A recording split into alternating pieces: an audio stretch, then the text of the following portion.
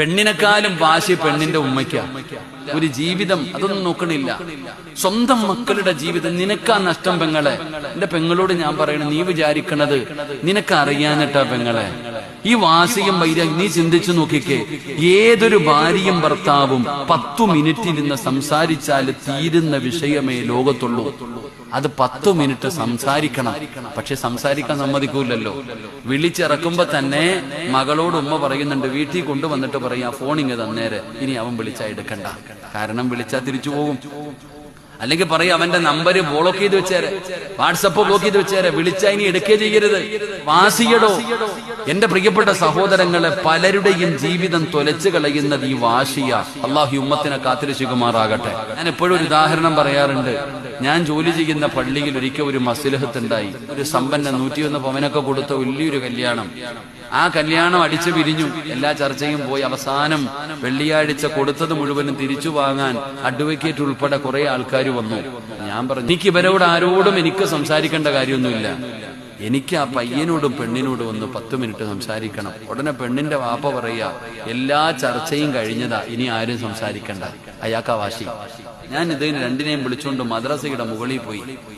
ഞാൻ രണ്ടുപേരെയും വിളിച്ചിരുത്തിയിട്ട് ചോദിച്ചു, മക്കളെ എന്താ പ്രശ്നം?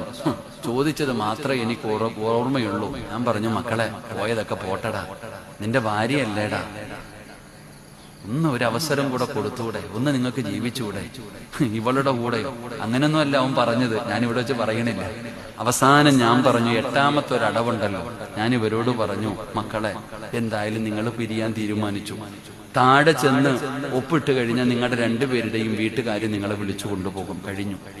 ഇത്രയും കാലം എന്തായാലും ഒരുമിച്ച് ജീവിച്ചതല്ലേ, എന്നാ കെട്ടിപ്പിടിച്ചു പൊരുത്തം ചോദിച്ചിട്ട് ഇറങ്ങിപ്പോക്കോ. എന്നിട്ട് ഞാൻ എന്ത് ചെയ്തു, മദ്രസയുടെ വാതിലടച്ചിട്ട് പുറത്തിറങ്ങി. ഒരു 5 മിനിറ്റ് കഴിഞ്ഞു, വാതിൽ തുറക്കണില്ല. എനിക്ക് വല്ലാത്ത ടെൻഷനായി. അവസാനം എന്റെ ക്ഷമ കെട്ടു.